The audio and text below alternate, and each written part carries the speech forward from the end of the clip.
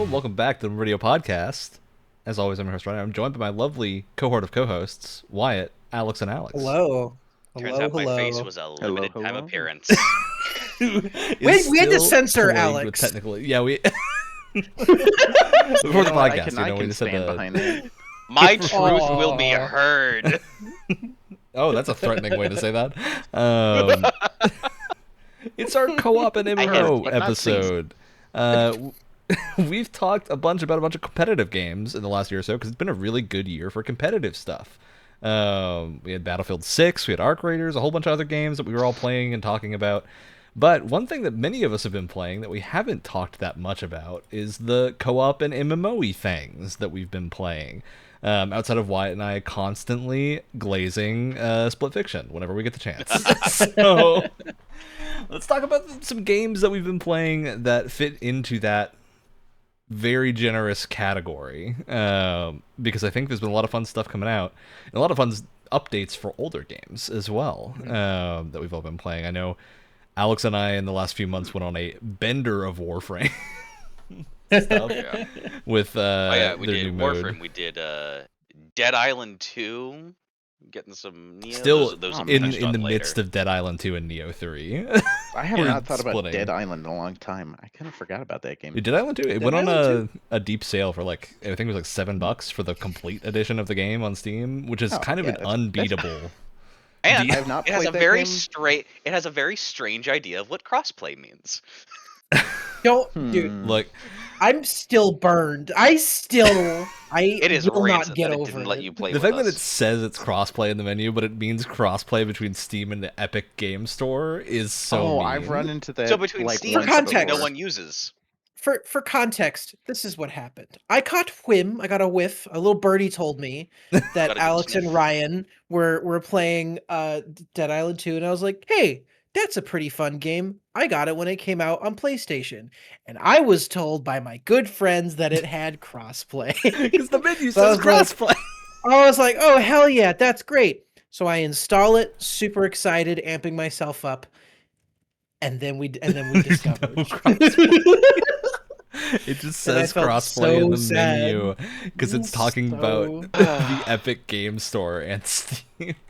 Well, and what makes it even worse is that part of me was gonna clarify if it was crossplay between consoles, but then I remembered that Ryan and I have already played this when it first came out, so I just assumed he was playing on the PlayStation version. No, That's you and I had all- gotten the PS5 version. And that's all the proof I thought I needed. But a good co-op game. Well, generally At quite least you fun. didn't spend any new money on it. I mean, if it's $7, I would have paid the $7. I would have. Yeah, the problem was I think you tried. tried it the day after the sale. The timing really could not have been. It was worse kind of if you tried. comical, yeah. But I mean, it's a good role to talk about Dead Island 2 for a little bit because I don't think we've actually. I think you and I mentioned Wyatt when we were initially playing a little bit of it. We never really followed up on what we thought of that game because we got pretty deep into it, and Alex and I are back now past the point that you and I had played to, and it's a pretty solid action like first-person brawler thing, especially in the category of like zombie. I hesitate to call it a shooter because it's much more melee focused than gun Yeah. focused. So it does have guns. Would you classify it as like a Smash him up, paste him up, maybe. would you classify it as like an horde action paster? RPG at all? I'd say so. I think it definitely falls into that territory. 'Cause Oh it's yeah, got, you like, have the skill cards and things, not necessarily. you got a traits, skill but system. there's- You've got a there's loot builds. system. Yeah, there's no skill tree, but there's all the other bits are there. So yeah, I think it definitely falls in there. And yeah, it's quite fun. It's got a lot of cool build Do I opportunities. recall that game was in development hell for a little while? Oh yeah, for like a Oh decade. boy, that is the dictionary. Oh. Other than like, other than I like, don't know any of the history about this. Oh God! Other than like Beyond Good and Evil 2, this is like the dictionary definition of development hell. Yeah. Oh, wait, and it came out the other side pretty Good. fun. Yeah. And good. And Yeah, it was moved around to like I think In total, I think like 2 or 3 different studios worked on it. So it had been worked on. But the original devs made Dead Island, and then Dead Island Riptide came out. And let me see if these are listed as the correct devs. Off of those 2 games, Dead Island 2 got greenlit and was gonna be like a thing. And I believe Techland was the original developer of Dead Island. Techland went on to make Dying Light. Oh. Huh. And Dying Light 2 in the new Dying Light the Beast. So they are a fully different team at this point than the original Dead Island game. So new Dead Island is made by Dambuster, who's They have Homefront their own Revolution. They have like their own crazy history. Yeah, because they weren't originally Dambuster. They were originally Free Radical that worked on the Time Splitters games. They were also working on the original Star Wars Battlefront 3 that was like almost completed. It just need bug squashing and it was ready to go. And then that never came out because of the Lucasfilm and Disney merger. Like their history is insane. And they've become like weirdly like the go-to studio to pick up projects that have been stuck in development hell and just finish it. It's very odd. Yeah, it's odd. So they picked up they will Dead carry Island others 2 where they could not go. And it came out quite good. Dead Island 2 I would say is a pretty great kind of beat 'em up ARPG thing about zombies. Very different than Dying Light, which is a lot more story focused than Dead Island 2 is. Although honestly the story in Dead Island 2 is pretty fun as well. We were starting off. I'm just like, hey, Ryan, this seems like it's shaping up to be some pretty fun, like, schlocky B movie zombie good time. And then the story gets good, and there's very well and tragic written characters. It's just, yeah. The thing I didn't get there. Well, I think we got to one of it. Why? Because I think we had met Patton, who's the like army vet who's stuck in the sewers because he has PTSD. I don't remember any horrifying burns. I have not played this game since it came out, to be fair, so I don't remember anything. But yeah, they have some cool stuff story-wise. Yeah, a lot of it is like very tropey of like, oh, you're in LA, you're dealing with an actress who's very egotistical, and you've got all the people around her that are like manipulating things, and then you. I mean, how accurate areas. is it though? As the stereotypical guy hiding the bite. We got that going on too. Yeah, so there's lots of fun stuff in there, and it holds up quite well. And the fact that it's pretty seamless for the co-op, I think, really helps because you can kind of just jump in, and it doesn't cause a problem, no matter if you're like slightly different levels or at different points in the game, as long as you're joining the person that has the least progress. I can't wait to see Doc Sausage again. Oh, it's just like such good melee. Like it's got some juice. Yeah. It's so much of the game is like made up for just how good it is to hit zombies in the face with like a board that also the character model, the deformation, the gore, it's crazy. It makes me uncomfortable. Yeah, by far the best gore system entertaining ways that I've seen. Because the fact that it accounts for even like it'll do things for you can break a bone and it will stick out in the zombie that you've hit in a way that's incredibly upsetting, but in the right way for a zombie game. There's tons of like dismemberment and stuff like that. I want my zombie game to be a little upsetting. It's gotta be a little upsetting. Make it gross. But it's also like a little bit pushed past to the point of like reasonableness to where it becomes a little bit more easy to stomach because it's overblown compared to what preposterous. Yeah. Which is very funny, especially when you're in the like Nurgle stuff in the Warhammer games. Like it's horrible and grotesque, but this is Nurgle-esque. It's so over the top. It's like cartoonish. Yeah, you stop treating it as a representation of reality. We did have to crawl through a flesh tunnel in the sewers. That was interesting. Yeah, the sewer flesh tunnel is a good one. And yeah, it's just generally a good time. I think that's a game that went a little under the radar for how crazy it is. I do feel like, and I can't remember. Well, I don't know. This proves my point. I was gonna say I can't remember when it came out. I feel like I didn't realize it was launching when it came out. Yeah, it had the 10-year like dev cycle meant it had a really long marketing campaign, and then just kind of dropped out of nowhere at the end. I also feel like when it first came out, like reception was like not terrible, but it felt kind of harsh compared to I like think it was my being compared very experience. readily to Dying Light and Dying Light 2. It's just a different game. You can't really And Complete yeah, compare. tonal they're very shift. different. Dying Light tends to take itself a lot more seriously for good and bad. Yeah, yeah. I like Dying Light, but I would say that's for bad. Yeah. Dying Light 2 especially, I remember having kind of a mixed reception when it first launched, that maybe soured people a little on the genre. Although I think it's doing much better now. And then I haven't played The Beast, but I've heard The Beast is actually very good. So Mhm. yeah, that's that insane history of that franchise and Dead Plus, Island. I also think that like any game that comes out that has zombies in it, there's gonna be a lot of like, zombie fatigue. Even though we've been in zombie fatigue for a really long time, Yeah. and I feel like we've kind of come back around on that because it's just not as prevalent. So I feel like I again, do think, the fatigue I is do not. think people are harsher because there was so many games for a while, and Yep. uh, a decent chunk of very good games. Like Dying Light, and like the first of the Dead Island, and oh, what's the one Valve made? Why can't I think of it now? Left 4 Left 4 Dead. Dead. Never did. Yeah. Left Like 4 those Dead, Back 4 games have Blood came had. out in that time Yeah, well, span. Yeah. I feel like Back 4 Blood like didn't have the same reception, and I feel like it's because like these games did so well originally that like a follow up people are extra harsh You got on. to really stand out to warrant pulling people from those games that they really like. And Dead Island 2, I think, yeah, if you just want a good co-op romp, is a great way to go because it is really just like it's a very easy drop in, drop out co-op game, which is hard to find a lot of the time. Like, Plus, I'd go so far as to say is that it's a pretty big improvement on the other Dead Island games, which were I think good for their time. I do think the melee combat's a little bit floaty these days, and some of it just does feel a yeah, bit dated. So I feel like if you're someone who did like the originals, this one I think takes those mechanics forward in a way that's just good for the series overall. yeah. There's a single downside, which is it doesn't have the directional attack system of the original games, which is quite cool. But Yeah, Oh, huh. it doesn't. It still feels way better than those yeah. games to actually play.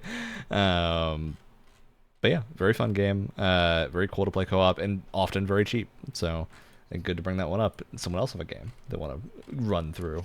I mean, do we want to break the Guild Wars I feel like let's save that one a little seal? bit Save because that that's going one. to be Okay. Once you're a talking bit about meaty. MMOs, I have way too many comments. So It's the MMO episode, so So I have a shorter one that I can talk a little bit about. let's go for Uh, it. that most people here probably don't have experience with. This made a little bit of a guest appearance on our game of the year or chart or how are we ranking things after stuff that I was playing last year. I was going through the original Code Vein game Mm, Mm. with a friend, and yeah, can't talk about Code Vein 2 because there's certainly no co-op in that game for some reason. they yoinked Uh, it out. don't know why. It, Not bothering it's you at all. I that would be that being co-op would be the only way you could get me to play Code Vein 2. Uh, based on the Fred's reaction to said game, I would not be able to stomach it one bit. It is somehow made backsteps in every category. Yeah, which we should say, the friend that you played that with has 100%ed Code Vein 2 Yes, as so of the recording of this podcast and doesn't really have any good things to say. Oh no. Aside that's from fucking crazy. some like minor 100% bits game about the you don't characters like. being neat, but yeah,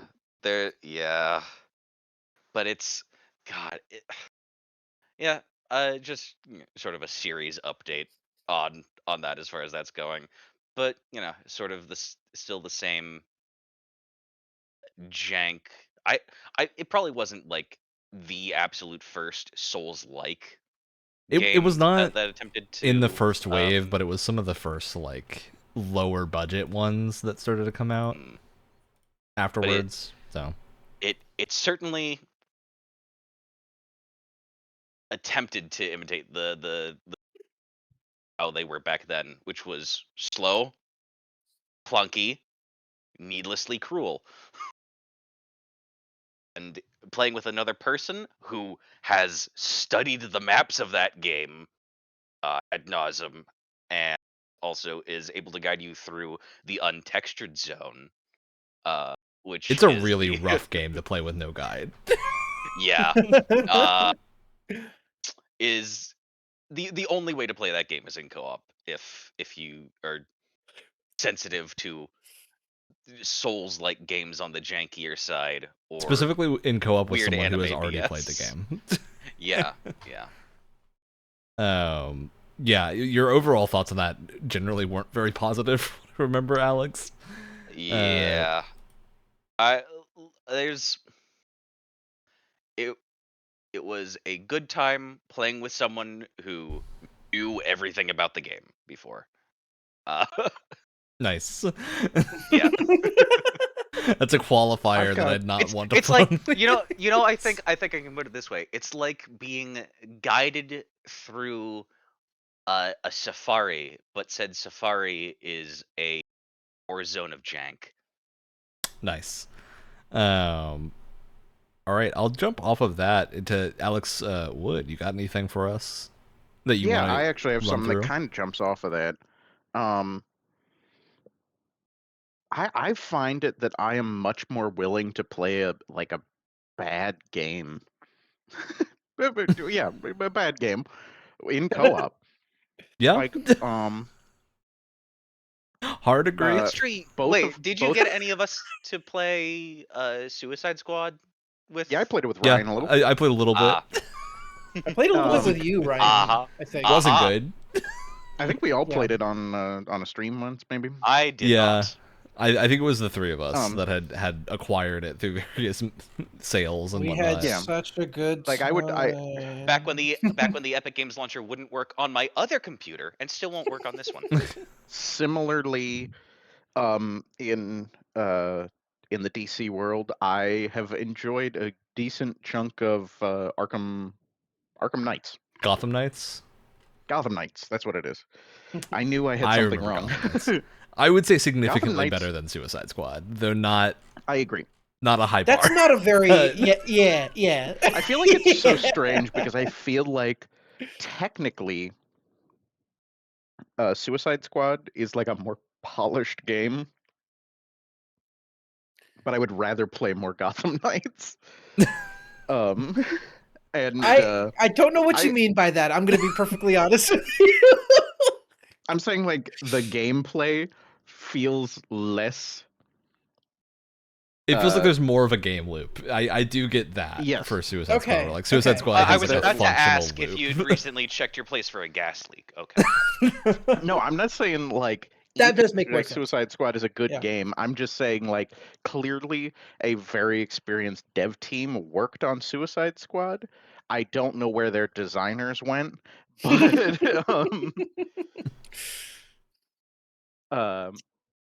anyway, I've enjoyed quite a few like not so great games with friends. And you know, like it makes the game fun even if the game isn't that fun sometimes. I shouldn't be harping on that. I guess that's the exact same thing that I was talking about with Code Vein. Yeah, for sure. Yeah. Gotham Knights is an interesting one too, 'cause that's a game that I think Collective suffering. had a lot of potential that just didn't get That's realized. a game that I Yeah. really wish could get a sequel. Yeah, I It's a agree game with I will that because I think it would be continue- significantly better. Yeah, I continue to think about how I don't think that game is great, but it has a lot of things about it that I'd be I think are really interesting design ideas, and I even thought like the story and everything was well written. So Was I would Gotham really Knights love. in its own continuity, or was it going off Yes. of? This is one of the things that like really aggravates I me think- about this I game think it hurt is that that game. it technically is Hmm. in its own separate thing, but because like from a surface level perspective, the gameplay looks similar, and also the conceit of like what's going on with Batman specifically, I'm trying to say without spoiling things, what's going on with Batman specifically also lines up with Arkham Knight. It just like it feels like it's the same, but it's not, and it's very confusing. It's a I weird really have to spiritual imagine that successor game- position. Yeah. I have to imagine that game started as a pitch for a Arkham series game. I just I wonder also- if, like, what if And it pivoted. Rocksteady had made Gotham Knights? Would it just have come out much better? And then swap mean, the I dev don't know. studios for the probably- two? Because like Gotham Knights is a probably- I'm functional very- loot system that is better than Suicide Squad. I think, and This then is pure speculation. Anyone listening, take this with a grain of salt. yeah. But I really feel like both of these games may have suffered from some like meddling from like the executive level or something. Yeah, license holders. Like both or games whatever. feel like they had some odd mandates put on them, and like one game got more budget than the other, and I think they picked the wrong game for the budget. Anyone who has played those games who has played Arkham Knights will tell you that it feels like Arkham Knights was originally supposed to be more like Suicide Squad, with it being like always online, like a live service type deal, and then a lot of that was stripped out because of the success of the non-success of Avengers, I should say. And I don't know Yeah. if I believed that before I played it. After I played it, I buy that story a lot more because it explains a lot. I actually really think that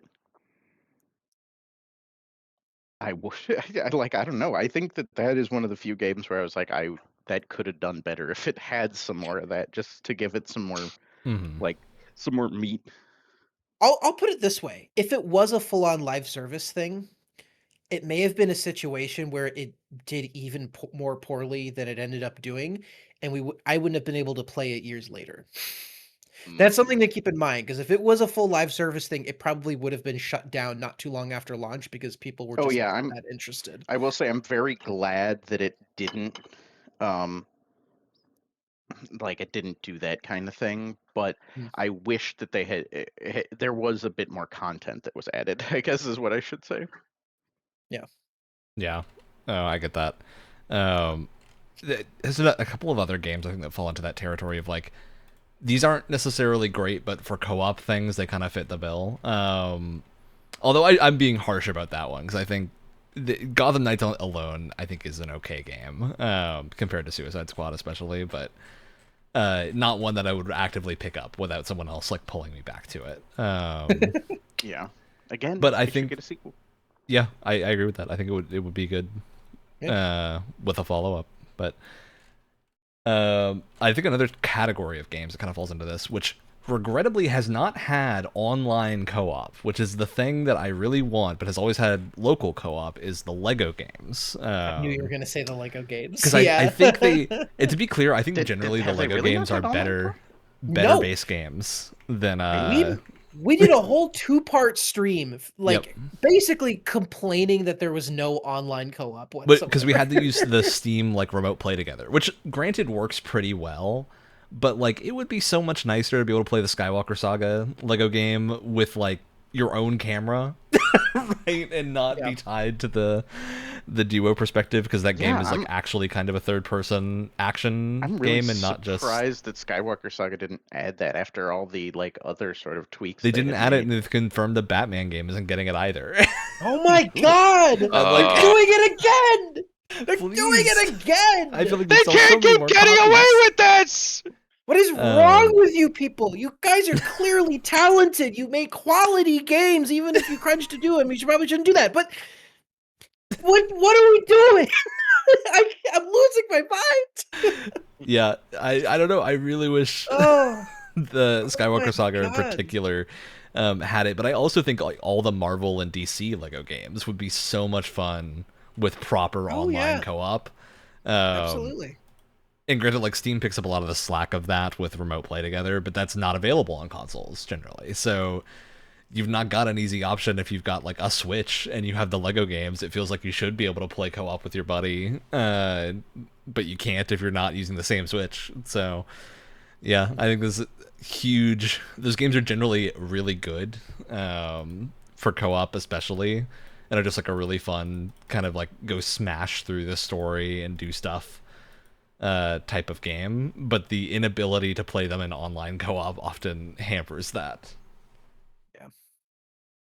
Which is a real shame. But otherwise they're great. I think Skywalker Saga especially was really fun.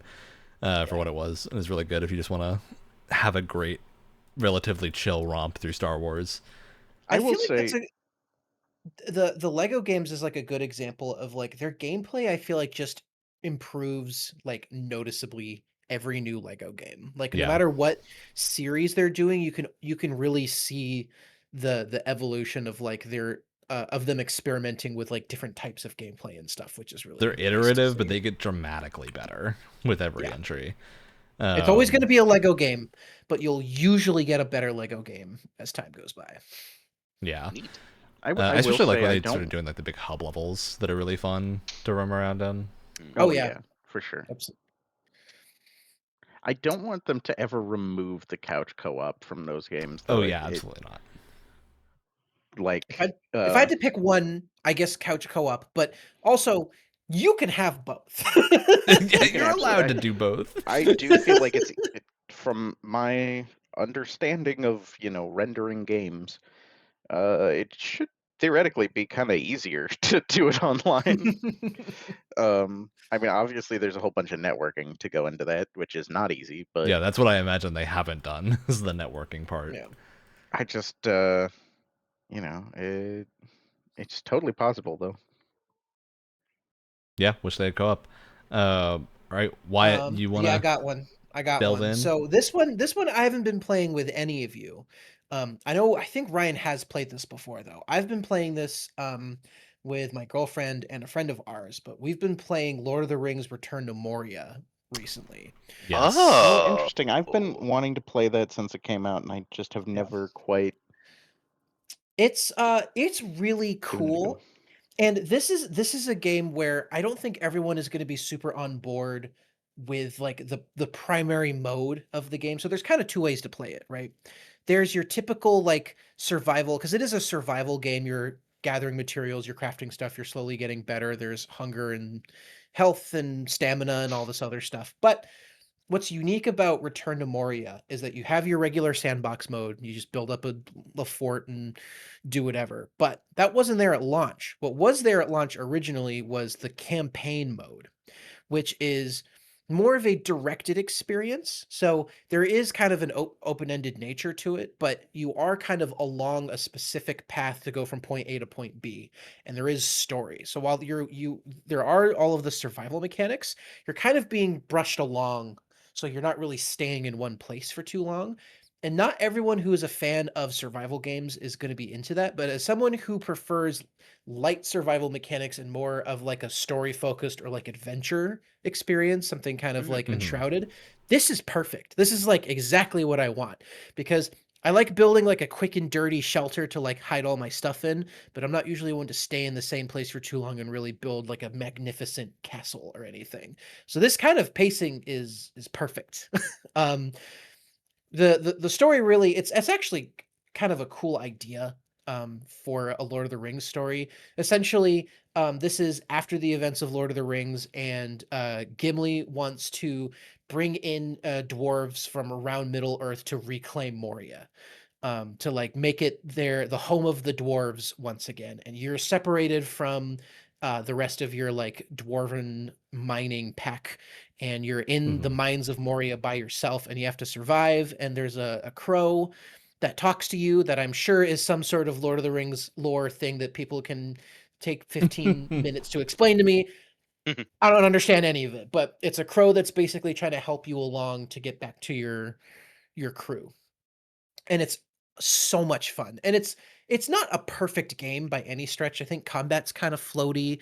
I think inventory management is very survival game inventory management without a whole lot of like innovations there, which can make me kind of like not super interested in playing sometimes, because it feels like there's a lot of just moving things around. The in worst menus that version I'm of not inventory super into. Tetris. Yeah, it's not super fun, but again, it feels like more of like a bite-sized survival experience, and it's more focused, and that's really what I prefer. And you get to play as dwarves. And here's an interesting thing about me. If I'm playing a game with like different races to play, I almost never pick the dwarf. But I love games that specifically focus on playing as dwarves. It's a So weird that and Deep Rock. distinction. Yeah, this and Deep Rock. It's very funny because I played Deep Rock with the same group of people. It's like this and Deep Rock. It's like we only play dwarf games, but they've got the dwarf part down. There's a really good character creator with tons of different beards and different stuff that you can put in your beard and stuff like that. When you're mining, you can start singing a song that will help you mine faster. And if other players come to mine the same like coal vein with you or whatever, they all start singing together, which is a really nice touch. And everyone's like talking That to sounds each awesome. other. It's really fun. It's a really fun I'm time. surprised I haven't heard more about this game. I ought to check it out. I've been meaning to for I a think long time. it launched on Epic Games alone way before it ever came out on Steam. It And the also had first a lot of impressions, issues. yeah, were not great. So I do think they've Yeah, updated it quite a bit and fixed a lot of the I rough own it on edges. Epic. It was free at one point. Yeah, it was. And I will say full crossplay. So one of the reasons we play this proper game is crossplay. one of the reasons we play this game is that if my girlfriend and I are in the same place, but we want to play with my friend, she can play on her PlayStation. Our friend can play on his PlayStation, and I can play this on my Steam Deck because it makes for a mostly pretty good Steam Deck game. There are times where the frame rate really chugs in specific areas where it gets a little bit more taxing, but 40 to 60 frames depending on the area, which is That's when good you and have mined solid too enough. greedily and too deep. Exactly. Yeah. But there's really fun things like there's like elvish there's areas that's like an elvish forest, and it kind of like unlocks more of the lore of Oh, Moria, which is kind of cool. There's also signs so you're of the not in the mine the Fellowship. whole time? You are. It's all stuff that's like underground. It's really cool. There's There's a also fort. Oh, that's awesome. it's really cool. There's also bits where they're almost like collectibles where you can find signs of the Fellowship. So like, oh, this is probably an arrow that a bunch of arrows that like Legolas had let out against these goblins Oh, or something. neat. Cute little things. Very cool. Cute little things like that. There's also a whole thing where if you want to get better gear, you have to be in this giant forge area and like replace all of the parts to like get this giant forge running again to make steel weapons and steel gear. Super cool. Having a blast because it's a good Steam Deck game. So I'm like, I'm all ready for bed and I just want to play a game before going to bed, and it's like the perfect kind of game for that. Chill game, very good. Kind of in the same territory. I want to give a shout out to games like Barony that we've played.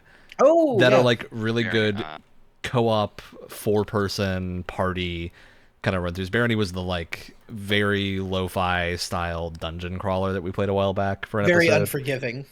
Very unforgiving, but playing it in co-op means that unforgivingness becomes part of the fun because you can kind of laugh about it whenever something happens. And there are ways for your friends to like grab your stuff and revive you, so it's a bit less punishing than it is alone. Which yeah, is a really fun like subgenre of games. It's almost like the kind of the word friend slop comes to mind of the oh my god. like a lot of like pseudo horror games that come out where you kind of like are going to get a thing, go back like Repo and other things. Not to insult those games, I think those are generally very good. And I think the reason they do so well is they fit into that territory of like it's a challenging thing that's made funny by the inclusion of your friends. Which makes it drastically less stressful. And I think that's generally like a really good combination to have. Which also spirals into things like Jump Ship and or Jump Space in similar games that are really fun, like almost Extraction-y, but in co-op. Have we talked about Jump Space other than we did stream it? Yeah, I think we talked a little bit like, about it on the episode. There haven't been any updates really. No, there's been updates. There's been a handful. Jump Space is just like I think when we started it. Not that we've played. Yeah, not that we've played, but it came out in an earlier state than I think a lot of people were expecting. Like it was missing the core progression systems and stuff. Although I think those have been added since then. So it was added like shortly after launch, which was an interesting decision. Yeah, like you were basically gaining a currency when the game first came out with nothing to spend it on, and then they've added vendors since then. They have added some stuff, so like melee weapons is now a thing, and they're really strong. You can also deflect enemy shots back at them, which is pretty fun. That's very cool. Yeah, I might hop back into this at some point, or should I? Yeah, for sure. I imagine we're gonna have to do an update stream. What's the status on the AI voices in it? That's one of the reasons I stopped playing. Is I'm not super cozy. All I know, I think Here's the thing: they do have AI generated voices. I do know the last time that they've talked about it, they are replacing it with actual voice actors. Good. So it is like, I think, from as far as I know, it is a like placeholder type deal. If it comes into 1.0 and it hasn't been replaced, I'm gonna flame the shit out of them for it. But but as long as it's temporary, I'm less pissy about it. Yeah, for sure. I will say. Yeah, that's gonna be a fun one to revisit at some point. All right, Alex. Either of the Alexes, you guys have got another one to jump into? I do. Should we? Well, I guess we went into Dead Island 2 already, right? Yeah, we did Dead Island. We have not talked about Neo. So yeah, let's do some Neo 3 talking. Neo Oh 3? my god, you've done it again. Oof. You've made me a victim of your ADHD. Neo 3 is very good. It's a very, very good, especially because it's like Neo plays much more along the lines of an action RPG than a regular Souls-like, in addition to being challenging because you're caring about like loot and stuff. But it has the kind of action RPG sensibility of how co-op should work, which is just kind of drop in whenever. Exactly. And that's cool. So much better. Aside from some weird snafus on my part trying to get into your game, I feel like you've had the pretty easy. We haven't gotten the mission scrolls to work, which I don't understand exactly why. Which are like the instance missions you can kind of load into to replay stuff or do challenge missions. Those have been finicky in co-op, but the expedition mode, which is the bulk of the game, and is like the big open areas, has been pretty seamless. Yeah, very fun. There's God, with all the different like perks, this feels it's like if Diablo became an ARPG. I mean, Diablo is an ARPG. Diablo 2 is the originator of ARPG. I say that because Diablo is very zoomed out in its view. Yeah, if it wasn't top down, more action gamey. Yeah, more like you got your third person hack and slash vibe. Mm-hmm. Yeah. That said, it can get real hard. Neo, I think as you've experienced today, yeah, your rush to beat this boss. I'm hitting another wall. and this is the boss that comes right after one of the best bosses in the game. God. You're gonna say that, and then tomorrow morning you're gonna send me a text, and it's like, oh, I beat it first thing, and as soon as I got up, it was super easy. Because that's what happened with the last boss that I was playing you about this. Yeah. You have to be in a state of utter peace. Your mind must have no meditate a little bit distraction. CBT is actually a lesson in Zen. Yeah, full Zen meditation. There's a reason you pray at Buddha statues in the Crucible Zone. It's a lesson that you need to learn. Yeah, Neo 3 is a really, really good co-op Souls-like-y action game. That is far more forgiving than your average Souls-like, although the actual combat challenge, I would say, is about as hard as most of them. The actual combat challenge is kind of getting into the realms of Shadow of the Erdtree, honestly. Yeah, it gets a little crazy sometimes. With some of those boss combos. God. The co-op especially can make it much easier. Like we there was one boss that I was stuck on for like 2 hours. I think I gave them maybe 20-ish attempts before I beat them, and then I do co-op with Alex, and he goes to do this boss, and I'm like, oh no, this is gonna be horrible, and we beat him without ever dying between the two of us in that first attempt. Great balancing. Which was wacky too, because I was intentionally like not doing things. Like I was holding back and not using my special abilities that I'd gotten since then and stuff. And we still beat him pretty easily. So different things are challenging to different people. My beginner's savantness at the beginning during the tutorial is starting to wear off, I believe. You get further in, yeah. But it's really fun because you have a lot of build expression in Neo where you can really lean into whatever weapon choices you're making. And the hot swapping between samurai and ninja is really fun because you go from like your samurai stance, which is generally more of a tank. You're a bit more tankier, you're a bit more able to block and counterattack and stuff. You can kind of hold your ground a lot better than the ninja stance, but the ninja stance is so fast and plays like Ninja Gaiden, where you can just shoot yourself across the screen really quickly. It does. There feel like there are some very Ninja Gaiden-y moves with hey, it's Team Ninja weapons there. Yeah. They know what they're doing. Oh. Yeah, they've done some very cool stuff there. This is where it got me originally. This is where it's maybe not like click, but this is one of the things that really sucked me in when you were selling me on this game. The parrying. Yeah, it's got deflections that real good. I'm curious if you agree, Alex. They feel most like Lies of P to me, in that they're like, it's not a tap to deflect, it's a hold, and then you have a deflection window, like Lies of P, which is a little bit different than Sekiro. And I think a little bit harder at all, because you can't, especially because the animation windows trigger. On especially on the warrior stance, the animations for them are a lot slower. You have to be very intentional with that. It is very cool though. I think it's a very fun system. All right, that's the Neo talk. We want to crack the egg open, Wyatt. Let's do it. Let's talk about take us away and introduce. So for the most part, I have not been playing a lot of RPGs. I've been wanting to give myself an extended break, and then not having to look when at the I come stat out screen of this, is great. Yes, it really frees up your life in a way, like not looking at constant stat screens in video games is like when I finally fully stopped playing Destiny 2. I felt so great. I felt the weight off the shoulder. Yeah, no, it felt beautiful. I'll be back someday, and when I am back, I want to play with Destiny 2. No. That was not. Oh, thank God. Okay, okay, that's what I was getting worried there. Absolutely not. To RPGs is what I assume. To RPGs, yeah. I'll be playing, Expedition 33. I want to try out the Kingdom Come Deliverance games. Like, there's a bunch of stuff I want to try. There is one exception.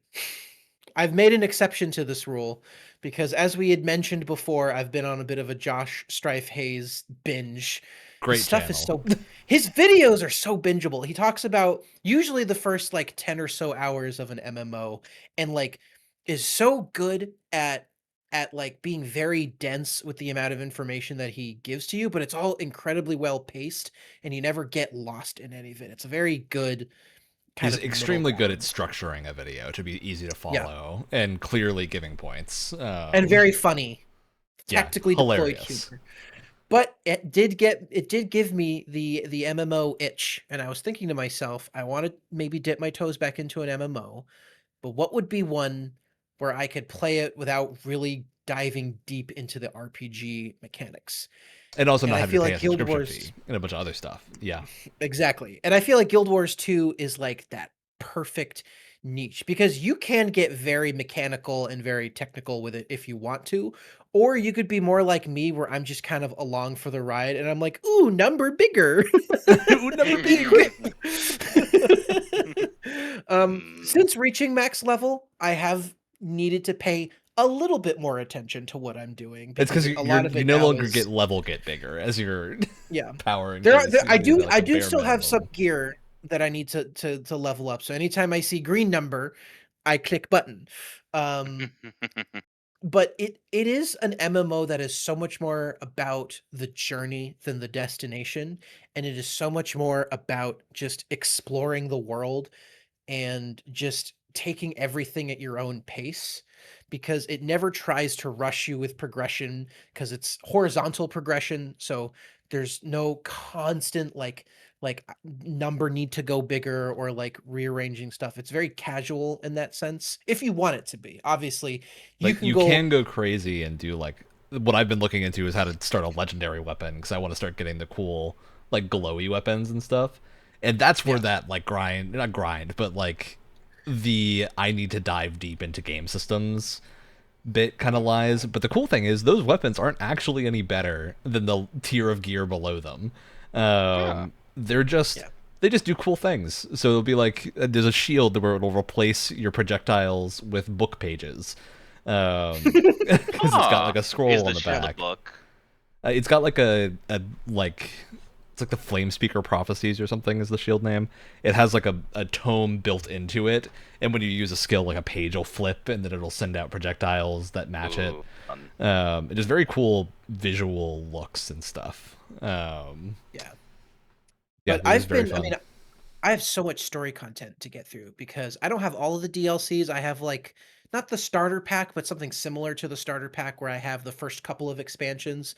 So I have a lot of content to just play through and enjoy for the story. And from what I understand, the storytelling does get a lot better after the the core story, which was fine and it was fun. But the final mission, not going to blow your. All right, we need to. Okay, you got to recount the story, Wyatt. We've recounted. Don't forget to mention their names. No, because we've already talked about this. We've already talked about this, so I'm not going to go too in depth on the most incredible thing that ever happened to me in a video game. But it is interesting to note that one of the most incredible things that's ever happened to me in a video game preceded one of the worst things to ever happen to me in a video game ever. The final mission, I'm actually kind of shocked that this isn't talked about more. It's universally atrocious. hated. Okay, then maybe I'm just not super tapped into like the Guild Wars community. It just is. People talk about it. It's like, oh, it's a great game, but the final mission of the main story sucks. So, I'm gonna try and not give too many. I'm gonna try and not give too many spoilers. I'm gonna try and speak in general terms. Yeah. Essentially, so this is the last mission. Everything has been leading up to the last mission of the core game story, not in the expansions. Right. Yeah. Thank you. But I'm also thinking about it as like this is how it was at launch. This was the end of the game for so many people. Oh my god. Anyway, so basically you're fighting like an ancient dragon. That's kind of the whole conceit. Like the main whole campaign's building up to it. Is a dragon that has an undead army that you're trying to fight back. And you spend a significant amount of time basically amassing the various guilds and forces of this world, and it's like we all need to converge on this one island that he's like spawning all of his minions at, an island that no one has been to in a very long time. Yeah, because if you get close, there's tons of zombies and stuff that try to kill you. So it's like, oh, we need to attack this fort and establish a beachhead and a base of operations, and there's so much time being spent like there's this really cool concept of like different bosses are like the mouth of Zaitan or the eyes of Zaitan that you have to fight. That's really fun.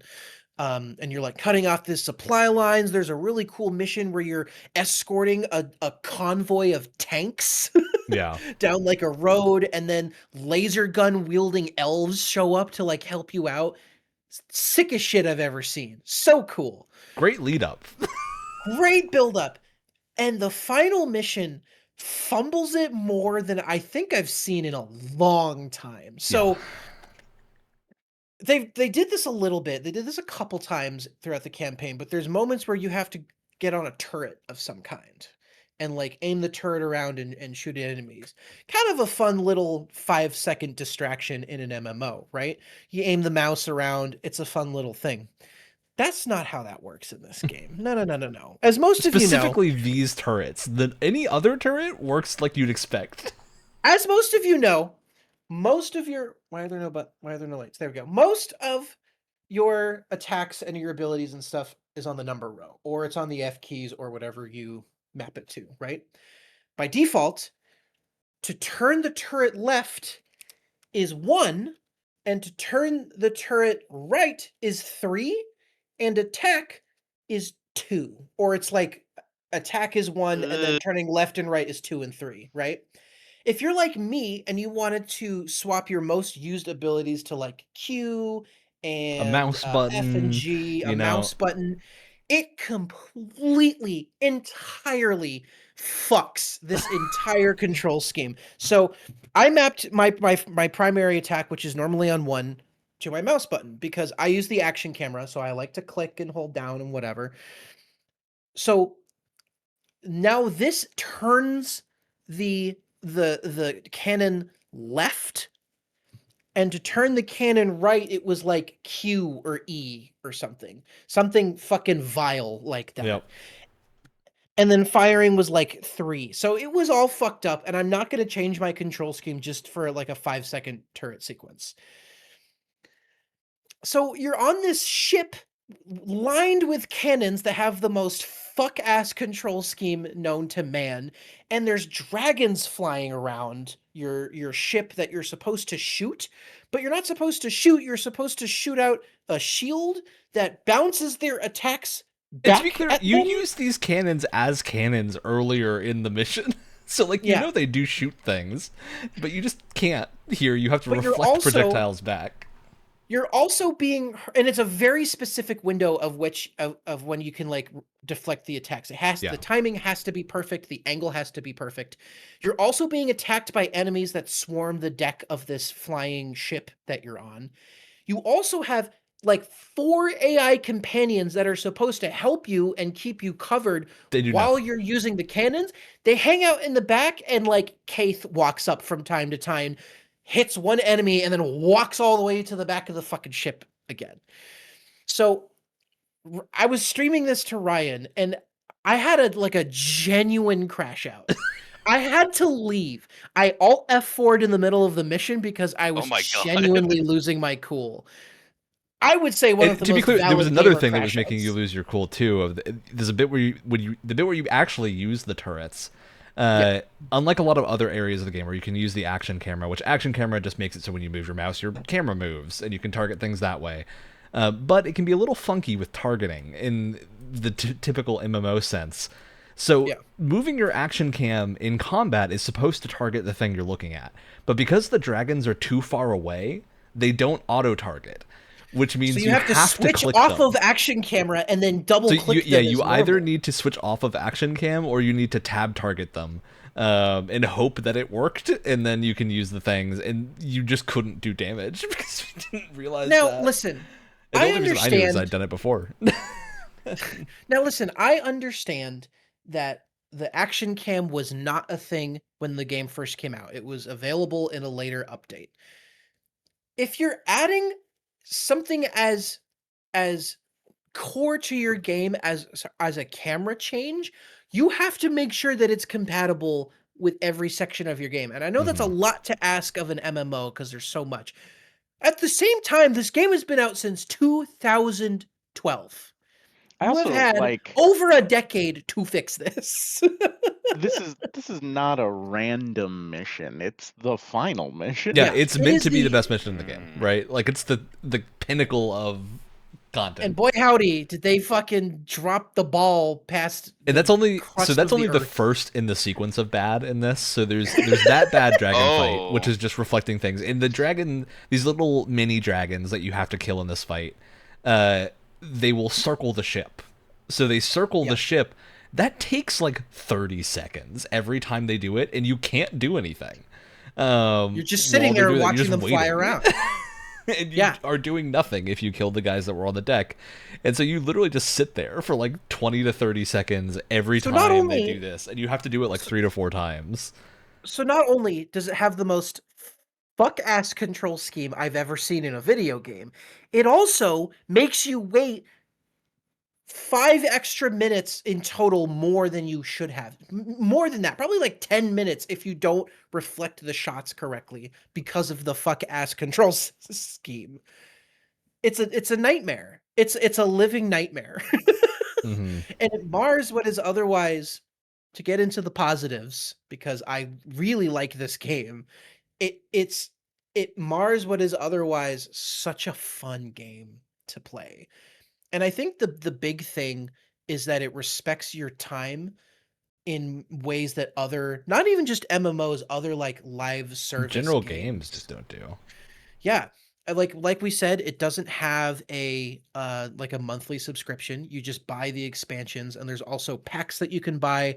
There is a gem store, and it has some of that like predatory pricing where like this thing is 1,000 gems, but the thing You can only but the- it's the 800 gems, but you can only buy 800 1,000. gems or 1,500 gems or something like Boy. that. Like it does have that, but everything that's in the gem stores, first of all, you can get gems in game. There are ways of getting gems in game. And Yeah, also you can also just trade gold for it as well. yeah, you can convert the in-game currency into gems, which God, more games need to fucking do. I swear to God.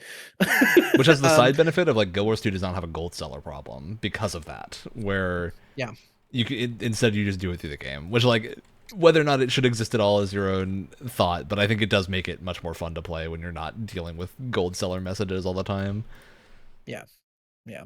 And it's just like you can, and because of its horizontal progression design, you can step away and come back whenever, and your stuff isn't it doesn't become completely irrelevant, and you have to get whatever new expansion is out in order to have your gear be relevant. Like I came back to this game, I continued playing a character that I had started, Christ, like 3 years ago, 2 or 3 years ago, and that doesn't matter because all of the gear is not necessarily better, it's just new features or new abilities and stuff. So everything that was in my character was still completely valid. So you can leave for as long as you want and you don't have to, again, worry about that subscription model. But it's so much about just like so much of what you do in the game is like coming across quests that you complete with other people very naturally, or doing jumping puzzles to find a point where it just shows off the cool environment that gives you a ton of extra XP. Just exploring and finding new parts of the map grants you a ton of extra experience. Like it's just everything that you do that doesn't have to be fighting things or doing like fetch quests and stuff. It's just so We've been talking about the fact that there's no subscriptions. The base game for this is free nowadays, isn't it? Yeah, Yeah. base game's free. Yeah. Okay, you know, I bought it when it was $60, but I thought. Oh, And Well, that's that was still a long lot time of, ago. and that's still so much content, and it will give you more than enough time to decide on whether it's something that you want to spend $15 to $20 on for expansions and stuff like that. The only thing it really locks you out of is mounts, which is annoying, but I think there's some sort of like mount rental service or something like that for people who haven't Which bought is any still of the annoying. expansions, Yeah, but which is still granted, like annoying. the base version of Guild Wars didn't have mounts. Like they were a feature that came in with one of the expansions. So having them at all before then is just a nice to have to begin with. Plus, it has the secret sauce that any good open world game has, which is so much fun to get around the game, because this game has the best mounts system combined with in some any of the game. best zones. Like the zone design of Guild Wars 2 is even better than just the mounts, because I think they have a sense of scale that is very grand, but they also have a attitude of generally not using anything like invisible walls to lock you out of things if they can avoid it. So you have this hugely scaled playable area, generally filled with interesting things and events, and you are able to explore all of it. And so you end up with a lot of really cool things that you can do going through that, and to the point where like Wyatt and I have been playing through the Living World Season 1 story, which is their like follow-up thing to the main campaign, which is pretty good. Not great, I would say, but it's like it's a step up from the stuff we had been doing in the final step of Some of the scenarios are really fun. Like it's I'm cool, like specifically dungeons that you thinking, run through. I was specifically thinking of the one that we did that was in a mine, and you had to like follow along like a giant drill dozer, kind of like in Deep Rock Galactic, which was a lot of fun. And then you had to fight some like mechs that were like being drilled out of the wall and stuff, which was really crazy fun. mech dude and big ice golem man. You kind of get your own like adventuring party of side characters through this that are kind of fun. And then so I was like, oh, Living World Season 1, I was like, oh, that was pretty good. Like I see why people like this more. I started Living World Season 2 very recently, and that one is such a big step up compared to even 1, where the storytelling is better, but also the way that the maps are designed is much better. Where Living World Season 2, Living World Season 1, you don't have like new territory for the most part. There's some like alternate versions of existing territory, but not a ton of new stuff that you explore. A good use of the space you already have. I'll give them credit for that. And there's some cool stuff that comes later on that's a little bit more new, but you don't really get like a new open world zone. Living World Season 2, you immediately get access to a new area, and then that area has like side areas with its own traversal system of you find like little power-up items that allow you to do special moves that'll be like, oh, you can jump really high right now, or you can like use a lightning grappling hook to move yourself to a different position and stuff like that.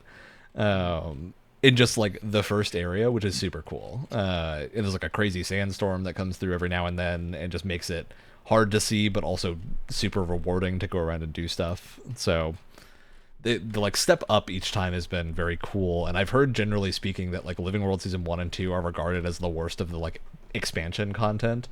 So I'm very excited to see what Heart of Thorns is like when I get to that after finishing Season 2. But yeah, it's a very, very high quality so far, so having a good time with it, and it's very easy to get back into, and like most of your stuff transfers between characters very easily, so there's no pain to swapping what you're playing if you want to. And it has the added benefit of having a beautiful like painted, almost like watercolor art style that has stood the test of time. The artist they got for that is awesome. Yeah, the watercolor look is great. I did have a double take when we played Guild Wars Reforged, and I saw that it was more kind of grounded, realistic, and then I was like, oh, what? They really committed to a different style with 2, yeah. Wow. And yeah, great soundtrack too. The music is generally really good as well. Beautiful. In Guild Wars 2. So, and then the drop in, drop out is really good because you can just kind of, it doesn't matter if you're max level and your friend playing is not. You can just do whatever they're doing, and you still get stuff for it that is useful to you.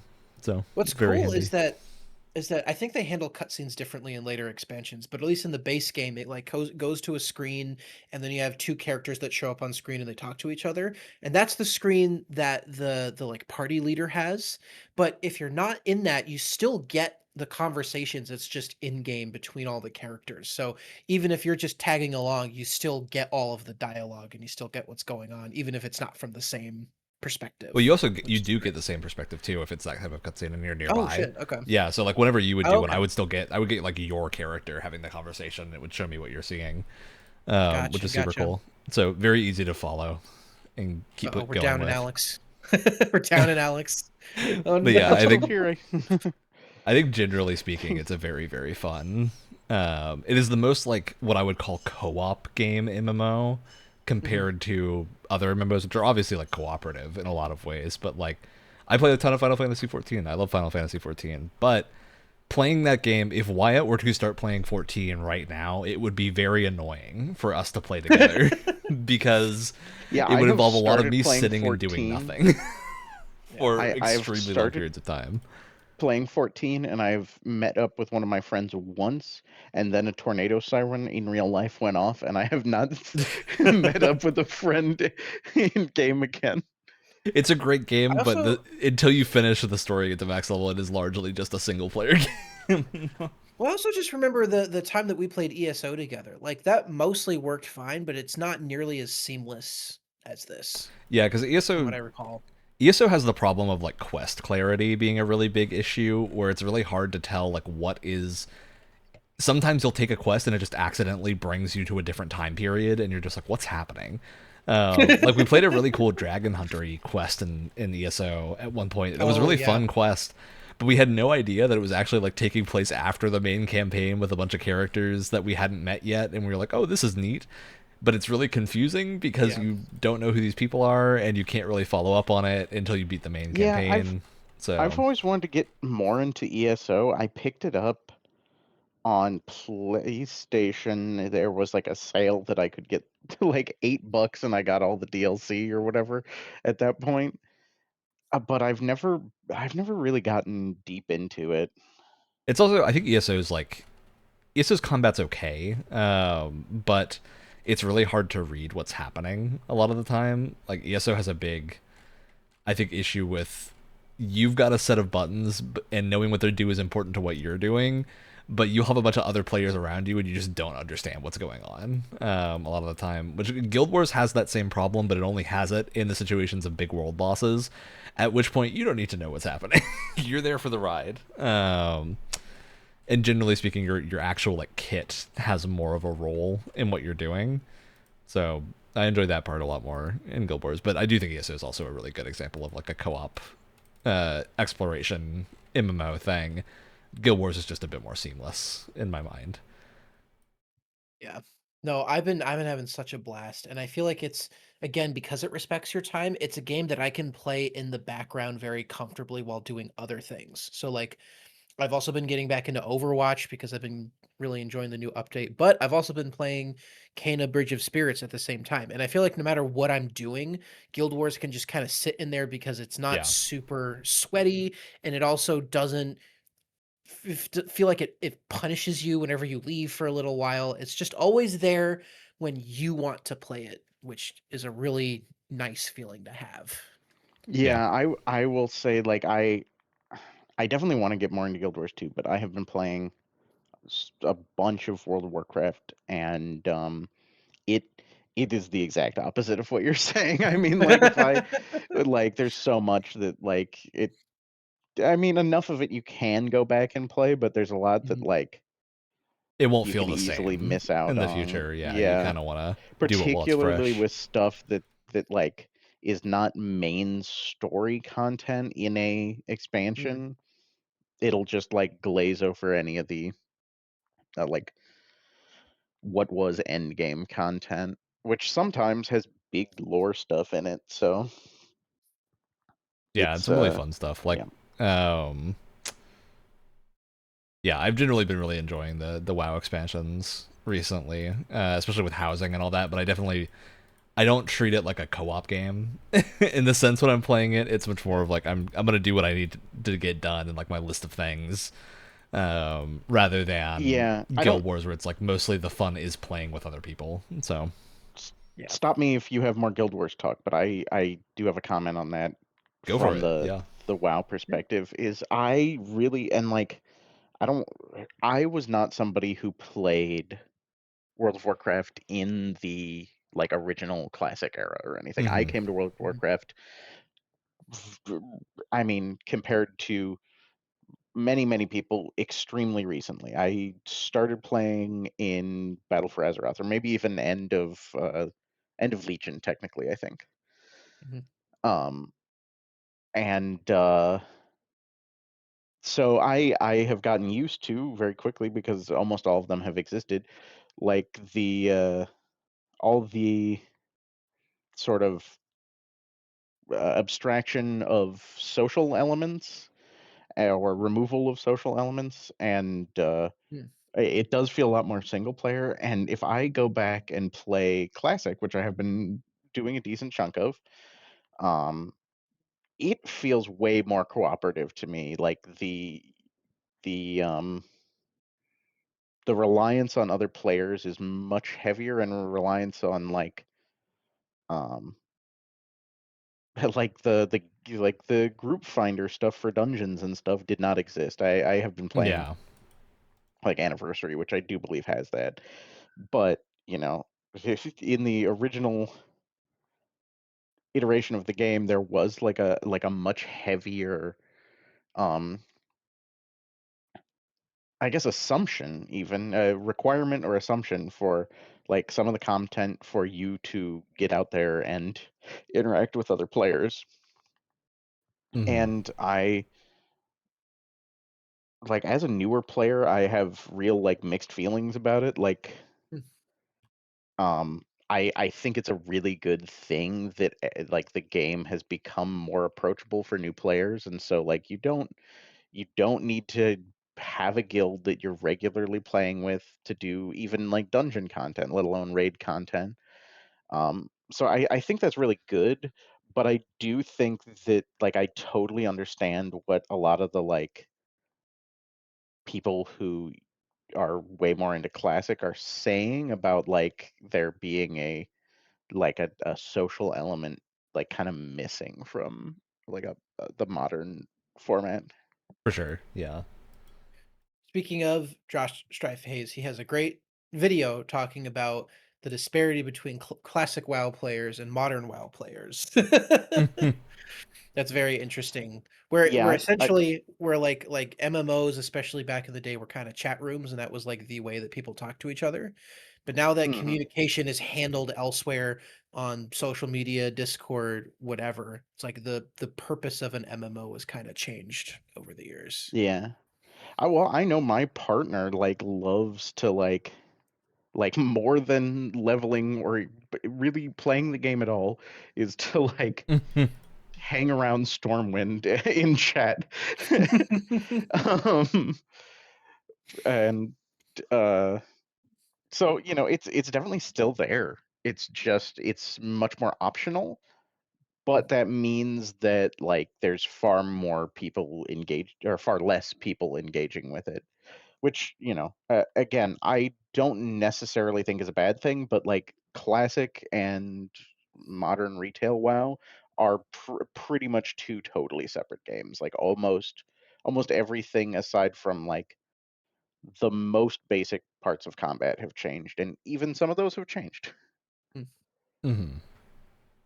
Yeah, I always think it's interesting to think about like what pulls MMOs in those various directions, because I do think like as someone who casually plays MMOs most of the time, I tend to prefer the Guild Wars 2 and like Final Fantasy approach of other people aren't required for most things, but they're nice to have around. If that makes sense.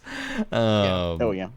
And I think that definitely is really different for certain things. Like if an MMO is your only game, I think you're much more likely to want to have those deeper interactions and like more social systems and stuff that are encouraged, rather than like your quick plays and all that.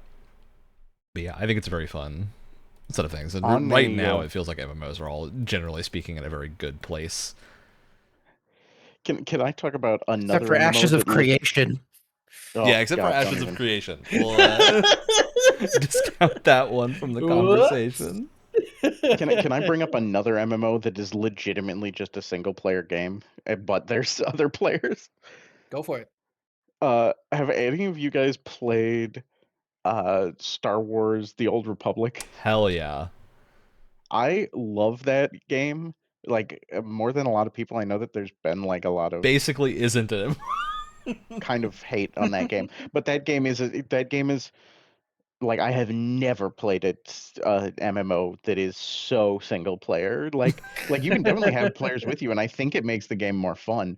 But like the fact is, you're like in BioWare RPG cutscenes with like your main character and shit. Like you have companions. Yeah, like like this that. is straight up just like another BioWare RPG, except it also happens to be an MMO. I mean, can I be honest with you? Based on that description, you're kind of selling me on it right Well, now. the Oh, MMO yeah, part of it too extends to the hot bars, which is the part that I don't like. It's yeah, like the I actually normal think old school style of like I'm 12 hot bar MMO. Oh yeah, no. it plays like an MMO for sure, and I think that might actually be its greatest weakness. Yeah, I Um, agree. I do actually have a real love for that game, and precisely because it's single player, I never, as much as I like wanted my friends to play with me and stuff, I remember when I was playing a lot of it, there was kind of some bad will towards that game, and I never really understood why. I know it had a bad launch, but I'm like, my friends that don't want to play this game never played that at its bad launch. I don't know why they're. I always interpreted it. Um, I always understood it as like people wanted another like BioWare RPG and they got an MMO instead, which isn't like yeah. really what they wanted. I don't know though. I don't know if those people played that game because that is just a Bioware RPG. There's two whole like super story focused expansions that legitimately like pretty much like take you out of the MMO and just are like a Bioware RPG. It's a kind of a deeply strange game, but I like It almost feels like the there are attitude. elements of that. Go ahead, sorry. It almost feels like the attitude of like they didn't really want to make an MMO, but they were I like highly forced to. suspect that. So they tried to make as much of a single player game as possible, and they're like, I guess we gotta fucking duct tape an MMO into here somewhere. um, there are stuff about that game though that I like. I wish that other MMOs would like take cues from, but I don't think the game was successful enough for like somebody like World of Warcraft to notice. Um, uh, World of Warcraft like keeps winning by default. I feel like I love World of Warcraft. Don't get me wrong, but there is like an aspect where it's like, like Ashes of Creation. Do we get competition? No. World of Warcraft lives and Ashes of Creation dies. Yeah, New Before, World gets removed from service. Like, yeah. yeah. So, Um, but there was something I was thinking about recently from that game where like there is like a I think it's called like a legacy system or something, and there's like no point other than just like your own internal role playing, but you can like make a family tree and like relationship map of your characters and stuff. That's kind of it's fun. very cool. Yeah. It's kind of like it's pointless, but I think it's really fun that it exists. It's a nice, like, Hey, gentle encouragement of role playing, which I think is very fun. Yeah. I'm fine with role play systems that don't actually have an effect on anything, but just allows you to personally kind of cater your character a little bit more. Lean That's into the totally character fine. of it all. Yeah, that's fine. Yeah, that's super cool. All right. Either of you two have any other games you want to bring up? I don't think so. I mean, th- this I technically counts as a co-op game, but like it's not like known for its co-op, Mhm. but I have been playing off and on. I have been playing Kirby and the Forgotten Kingdom in co-op Oh, hell yeah. with my girlfriend, and we've been playing the Switch 2 version, so it runs buttery smooth. And like, is it the greatest co-op game in the world? No, not really. You can kind of just fucking steamroll most enemies with people, but it is a lot of fun, especially when um one person has like the big Kirby ability and the other person doesn't. So the other person's like running around trying to like Yeah, keep up as much as possible. But it's very casual, but it's a lot of fun to just like laugh at with another person. for Very good sure. game. Very solid platformer. Yeah, that's a good That's pick. all. can I get like can I cheat here and bring up games that aren't really co-op? I mean, go for it. Well, I would say like I'm thinking about like because of well maybe not even because of but like there's less and less couch co-op games nowadays. I mhm. feel like Absolutely. and but I have found a real love and I'm gonna bring up a game I haven't even played here, but this is my like next desire. Games like Dispatch to just sit on the couch with my partner and That's a play good it like point. a I did co-op this. game. I like I did that. the same thing. I did the same thing. It was Games as so a much show to fun. watch with someone else. I think is a good Exactly. The category. amount of times And that a like big decision would happen, and my girlfriend and I just went, yeah, like "What do okay, you so think?" I have not played the game yet. I Okay. really want to, and I feel like it would be a great thing to play couch Yeah, it co-op, even would. though it's like it's a single player game. You got to But treat it we've like done you're that watching a with TV show, and it's exactly. We've done that beautiful. with some of the Telltale games. We've done that with the Mhm. I'm trying to I'm blanking on the name of the series. Walking Dead. Shoot, by Don't Nod or whatever that Oh, studio Life is is. Strange. Life is Strange, yeah. So we've done like Life is Strange and the like some of the Telltale games, and I feel like there's some others, but those sort of like basically TV show like games. um, Mhm. uh, I feel like they make great replacement for couch co-op, and we can sit there and debate what the hell option we want to pick and whatnot. So Yeah. it's kind of a choose Yeah, your own adventure TV show. very good. Yeah, it's those are cool. I don't know if we talked about this on the podcast in any capacity, Ryan, but we played a little bit of Raven's Watch together. We did. Yeah, Raven's Watch is an interesting one. Because it's much more of like a true roguelike in a way where Mhm. there's not that much in terms of progression aside from unlocking new characters and stuff. Mhm.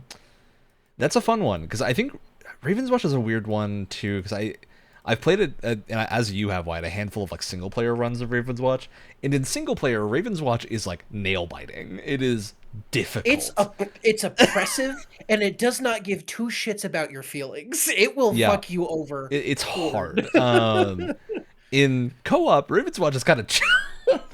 Yeah, yeah. We did a complete run the first time round. Like we nailed Yeah, it was great. it. But it's a fun time. Yeah, I tend to really like roguelikes that are playable co-op because I think it's a good format for a game that you can just pick up and play with somebody. Abyssus is another great example. Abyssus is a great example, which we have talked about Abyssus a fair amount. Yeah. And I think those are generally really good. It's another thing. One of my favorite types of these games is like mission-based shooters and stuff. Your classic like co-op Halo games. But in the more modern era, I find myself always gravitating to EDF. And co-op EDF is always a great time. But I want to particularly shout out EDF's spin-off series, World Brothers. Because World Brothers it's like voxel EDF, which is a little bit ridiculous. But it's the way that World Brothers works, specifically World Brothers 2, means that you actually kind of have more options available to you at any given time than you do in normal EDF, which is a lot of fun.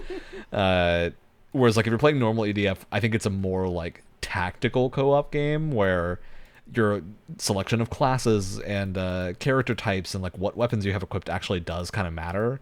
Where it would be helpful to have someone that has explosive weaponry. It's helpful to have somebody that has just like a regular assault rifle type thing. It's helpful to have someone with like the big homing lasers. Because all of those things will kind of work together to make it much easier, and any one person generally can't take all of it. So you're restricted in how to like build craft until you have a sensible party. Whereas World Brothers is just kind of, you play 4 characters at once, and it's a little insane. So you get to be a little crazy with what you're doing. And EDF is just a good franchise for like a voxel spin-off. I think it works quite well. It could be a really fun time, kind of in the spirit of like the Lego games, with how it functions. They do feel kind of weirdly Lego game, that like it's kind of hard for me to explain why unless you just play it, and then you just kind of understand it's kind of, I think it's destruction and stuff. There's just like this big spin on environmental destruction in all of them. That's very fun. You know what else it kind of reminds me of? I don't know if either of you played this game back in the day, but they also remastered it recently. But I remember playing Destroy All Humans 2 with my brother on the PS2. And it kind of feels like that a little bit, where it's very like dumb schlocky destruction. Yep. And it's just a lot of fun. EDF is dumb schlocky destruction with a modicum of thought. Like just a small amount has to go in. Just a little bit of a little sprinkling. You get a little sprinkling going. Occasionally there's a level where it'll throw like 80 things that are incredibly fast at you, and you have to actually go, oh no, what do I do? But yeah, it's pretty rare. So I think EDF is a really good example of like, if you want a co-op mission-based game that have a lot of fun stuff to chew on both co-op and single player, all the EDF games are very good. Particularly the newer ones, World Brothers 2 and Earth Defense Force 6. If you want a co-op game that you can play with your friend, but you two playing games is more of an excuse to just chat and shoot the shit, EDF is perfect for that, I feel like. Perfect until you turn the difficulty up, at which point then it's nail-biting. But yeah, generally a really good one. I also want to briefly shout out, I haven't played the update very much aside from just like launching it and checking it out. Lord of the Rings Online finally got an update to allow UI scaling. Oh my god. Which has been like, well, you can also run it on like modern hardware, right? Yeah, it's been able to run fine on modern hardware forever, but the problem has been that the UI is completely illegible. Like, it's so small on any monitor bigger than 1080p that you just can't play the game because you just can't read what anything does. And they finally added UI scaling, and it works really well, and you can play. That's another game that I think got like taken over by another dev recently. I don't think it's been recent. It's been they've been Standing Stone Games for quite a long time. Is it still Standing Stone? I must be thinking about something else then. Okay, then Standing Stone Games is the dev that's been working on it for a long time. They're quite good. Oh, I might be thinking about Star Wars again. Maybe. Standing Stone's been doing Lotro and then Dungeons and Dragons Online for ages. Both good games that are really hard to play at the same or roughly the same time because the way their account system works makes it basically mean you need a fully separate email to play both. Is there any way for them to fix that, or are they just? I have no idea. I think they can manually fix it if you email them, but I do think it's a manual fix. That's the most. That's the most insane shit I think I've ever heard. It's crazy. It's so funny. Yeah, that's a wild one. But yeah, the last thing on my list that I wanted to talk about is Project Gorgon, which is the game that we didn't choose to do for the everyone plays it thing this year because Guild Wars Reforged was there, and since Wyatt and I were on a Guild Wars rush, it made sense to do a Reforged to run through. But it's also a very fun game, albeit very old, and you can feel it. But good co-op and good single-player RPG. Project Gorgon is a wild MMO thing that is like peak 4,000 players, I think, has been the top. It's very indie. It looks very old. I would generally say it looks older than Guild Wars Reforged in most ways. Oh no! But it's just kind of this oddball. The best way I've heard it described is a lot of people will say it feels kind of like you're playing Morrowind, but as an MMO.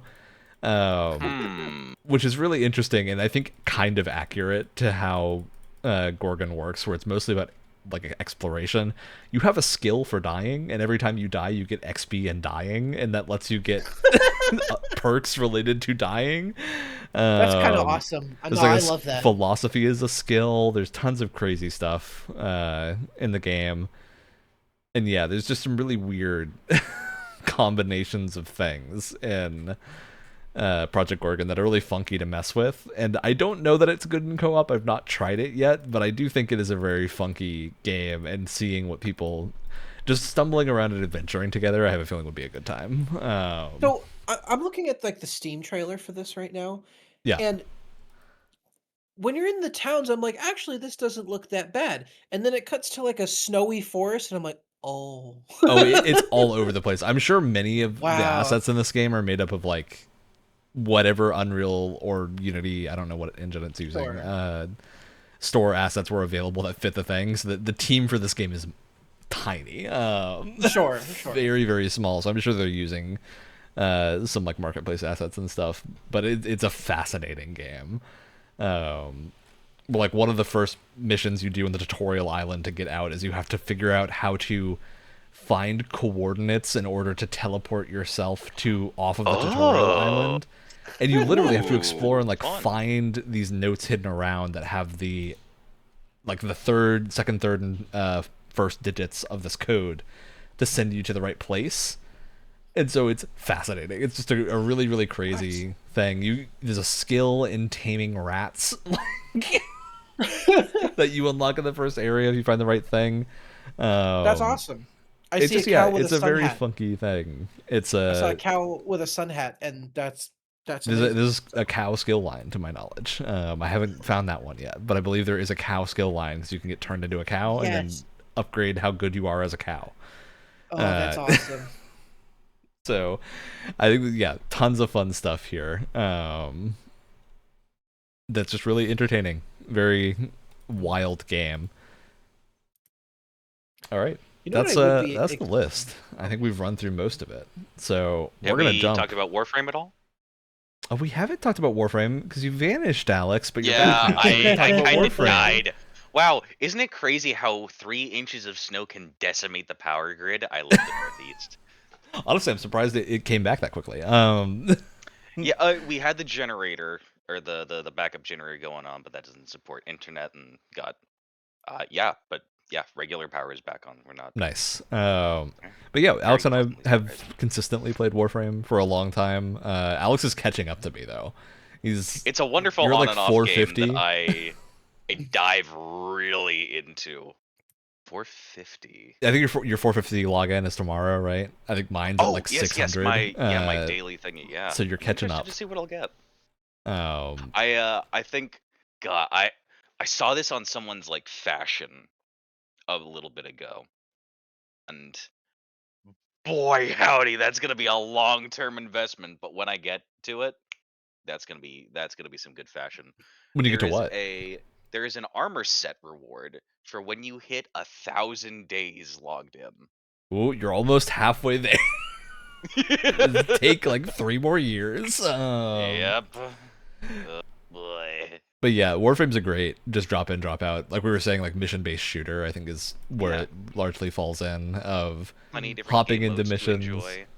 The nice thing with Warframe is you have like, compared to a game like Destiny, where you just kind of run a thing until a thing drops, and you might hate yourself the whole time because it never happens. Warframe has generally pity systems of like you'll get a currency, you'll get something when you're target farming a thing. So just doing it in a group makes it very tolerable because you know you will eventually get the thing, even if the relic cracking it takes a while. Relic cracking is good because they also have a very like if you want to pair up with people doing the same relic. Which for relics are people that essentially don't play their Warframe, you get like in-game little loot box, boxes. I guess. But it's specifically for like the primed warframes, prime weapons, things like that. All things that can be traded for with in-game currency that you can earn in-game as well. So you basically Yeah, is get there these and then you anything run in to try that to game you form. can't? The prime accessories on are, I believe, the only thing. Prime accessories and also Tenogen cosmetics, because Tenogen is specifically, at least on PC, like guest artist that has to be bought with money. through Steam. Because 30%, I believe 30% of the proceeds go to the money you spend goes to the person who made the cosmetic. Oh, well, that's cool. Yeah, it's That's very a cool. pretty generous cut, I feel like. And they're not bad too. It's like they're usually about like $6 or so for a character skin or something. So pretty reasonable if you want one of them. And yeah, very fun system of cosmetic stuff. But yeah, the better co-op thing is playing the game than just the fashion. And there's a bunch of cool things in Warframe. Like Warframe, like this is the same compliment I've levied at Guild Wars 2, and that like it has a lot of different modes, and generally there is a mode to fit what you want to do, depending on how crazy you want to be going. Where like if you want to do a hard thing and go run some of the hardest, like nail biting content in the game, which we did together. We did the most recently updated super boss. We did a super boss. Like they have that stuff that you can go do that you generally don't have to, and there are alternative ways to get most of the things that are just a little bit slower. That are not that hard, but there's cool challenging things to do if you want to. There's cool not challenging things to do if you just want to run around and blow things up. It's very welcome. Yeah, you can be on the ground, or you could engage in the railjack system and be the true space pirate ninja you were meant to be. Which is truly a like I think the best interpretation of like a jump space style ship mode in a game that is finished. Not to say it's not necessarily that good overall. Like Railjack has problems, but it's the most complete game that's finished interpretation. That's still in beta or whatever. Yeah. Which we nothing is confirmed or denied. We may be getting Railjack improvements in the next few updates, or before we make it to Tau. I imagine eventually. It'll come eventually, but for right now, I'm not worrying about it. Have they ever said when they're taking the game out of like? When the story is done. That's what they joked about. The game is still in early access because the story isn't over yet. Okay. Doesn't really matter. It's a completely meaningless term for Warframe. I mean, it has come and gone off certain consoles, hasn't it? I think so, yeah. That's so but generally speaking, it's in a really good state right now. So heavily recommend if you want just like a free-to-play shooter that is a good time. Warframe's a great one. Again, the only caveat is like if you're a new player, the timed foundry system is incredibly annoying. It becomes far less annoying the more into the game you are, because like if Alex or I were to go make a new weapon, it doesn't matter that we don't use it immediately because we probably got 40 other weapons sitting in our foundry that we haven't used yet. Yeah. Right. Yeah, there's that. You get quite a backlog. You backlog things really heavily, and at that point, it doesn't really matter that you're waiting for things, but as a new player, it kind of sucks where you're like, oh, to use this cool new gun that I just got the pieces for, I need to wait 12 hours of real time. Which, yeah, is I think still the worst aspect, but... Then you can go and play something else. Warframe will always be here for you. Yeah, best way to think of it is like Animal Crossing, but with guns. You just gotta go check back later. But yeah, it's a good time. All right, let's pop into shoutouts. Because I imagine we had some fun ones this week. So who wants to jump in? Oh, I'll go first, just in case the power goes out. Hit us with. Shout out to the backup generator we have installed now. Hell yeah. because Yeah. oh god, we've lost power more times this year than we have in like the past 3 years combined. Very good. I'll go next. So I don't think I've actually talked about this on the podcast yet, but I'm going to be playing D&D again that I haven't really done Hell yeah. since high school. One of us. We had our we had our session 0 yesterday. We actually started the day at a local gaming store where we bought new dice and new minis for all of our characters, which was really fun. And then we were like telling each other our backstories and like trying to figure out how we all know each other, which was really fun. No, I'm so excited. It's set in Eberron, so it's kind of got that like I'm kind Oh, of hell yeah. picturing like Tevinter Train. Imperium. Oh. Yeah, for sure. Almost. Super excited. I'm playing a tiefling warlock. My goal is to eventually become a hexblade because those look like the coolest motherfuckers around, and I basically want to make like fucking Nightcrawler at the beginning of fucking X-Men 2. That's like my goal. I'm so excited. Absolutely. Yeah. Why So can I that make a was joke at your expense? what's stopping you now? Good question. I was just gonna say you and every other 5th edition player. Not to say that that's like really a critique. I too have played a tiefling warlock. Like, I don't know, it's cool. It's cool. It's a cool combo. Yeah. Classic. I will also say fun thing. So we technically have played already. We like made characters really quick and dirty without getting too much into the backstory. And Here then comes the brag. my and then my girlfriend had put out it was just like a one shot just to get people familiar with it. It was like a test to see if the group that we're playing with likes it, and if we did, then we'd do a full campaign, which is what we're doing now. But it was so funny because almost everyone in our party, when we were rolling stats, we rolled so high that during session 0 we had to re-roll stats, and she was like going around and making sure everyone's stats was in a more normal place. Because let me tell you something, I didn't roll when I was rolling for stats, I didn't roll anything below a 14. Which It is was like crazy. my lowest stat was a 14 and my highest was like you hit 18 at least insane. one, So mod and then 20, plus 2 to right? 20. The- Yeah. yeah, it was wild. The savant of everything here. Yeah. And so she was like, I'm gonna make everyone re-roll. So now my I think my strength is like a 7, which is a bit more Appropriate. in line. Yeah. Hey, Yeah. welcome to the warlock family. My strength is -3. But goddamn, I'll charm the pants off of a freaking frog. So very excited. I'm so excited. Yeah. Very fun. All right, Alex, you got one? You know what? I'll keep on theme, and this is a positive and a negative here. I a couple days ago had an idea for a D&D campaign that has just like possessed my brain. Oh. Unfortunately, I am like already DMing stuff, so like I don't know where this will fit in, but it has consumed my mind, and so I'm coming up with a new campaign setting that I'm very excited about. And want to run. I think I'm gonna run it as like using like an OSR style rule set, so like probably Very Shadow cool. Dark. Shadow Dark would be a great pick.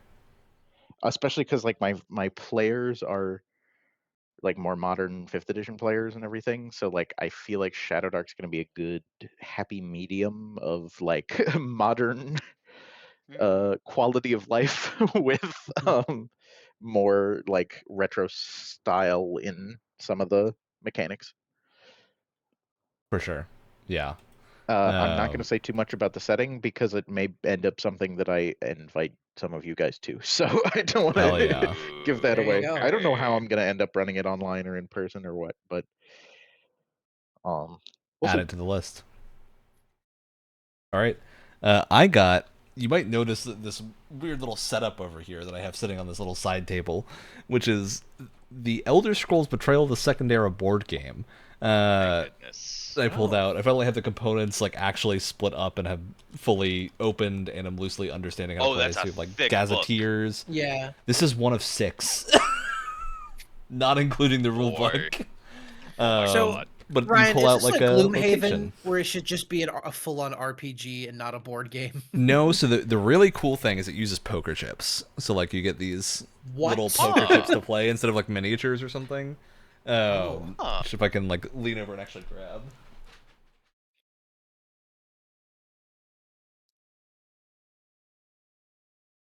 You're gonna fill the audio lines with something.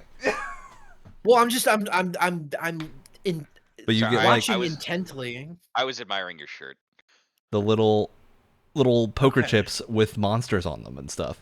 That you'll end up playing and like stacking and doing things with. So like they use the physical components very well to pull together these crazy events where you have like little bits of map tile, which are like neoprene mats. Ooh, that you that's can throw around. fun. Ooh, I like that. I like that. And you like draw cards to do side quests and all that, which will like lead you into the gazetteer for the region that you're playing in. So you'll like when you start playing, you'll pick a region of the ones available. So like Cyrodiil, Blackmarsh, etc.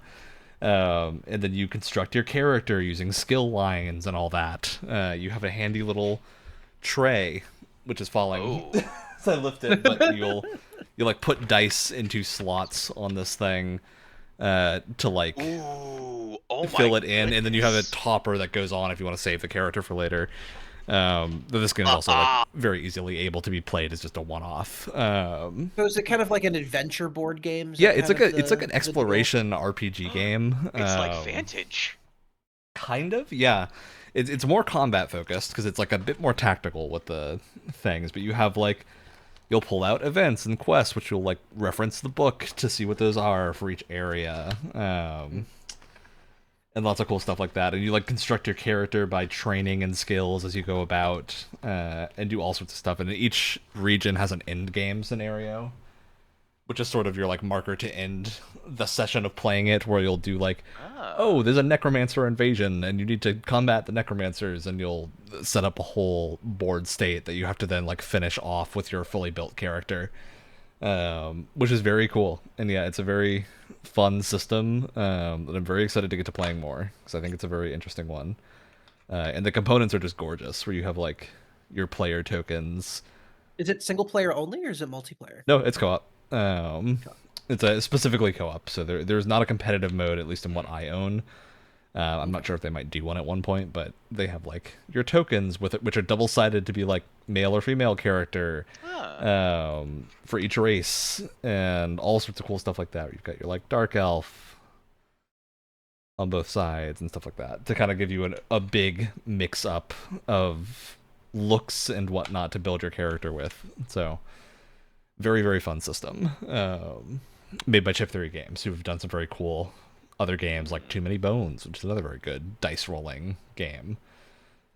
And yeah, it's very cool. I like their stuff. I don't encourage looking at the price tag for some things. They are pricey, but they're very high quality components. I just took a quick little gander. All right. Well, that brings us to the end of the podcast, which means we'll see you next week. What was that? Why is it working now? Oh, it's not. The great thing is it kills the layout. Oh no! There's Alex sitting sadly in the room as the final treatment. Listen, sometimes to get your camera to work, you just need a nice big blackout.